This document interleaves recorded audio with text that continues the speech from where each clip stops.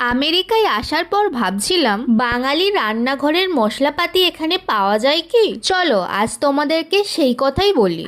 আগের দিন আমেরিকার এই বাঙালি মার্কেটে গিয়ে দেশি মশলার এই সেকশনটি চোখে পড়ল। এখানে মোটামুটি সমস্ত রকমেরই মশলাপাতি পাওয়া যায় দেখলাম। এই দেখো 400 গ্রাম এই গোটা জিরের প্যাকেটের দাম 670 টাকা। এখানে 100 গ্রাম চারমগজের দাম 410 টাকা। এই দেখো 200 গ্রাম কালো জিরের দাম 286 টাকা। এই 100 গ্রাম পাঁচফোড়নের দাম 190 টাকা। এই দেখো পোস্ত, এর 200 গ্রামের দাম 954 টাকা। এছাড়াও 200 গ্রাম লঙ্কা গুঁড়োর দাম 428 টাকা। আর 100 গ্রাম এই শুকনো লঙ্কার দাম 286 টাকা। এখানে 200 গ্রাম হলুদ গুঁড়োর দাম 382 টাকা।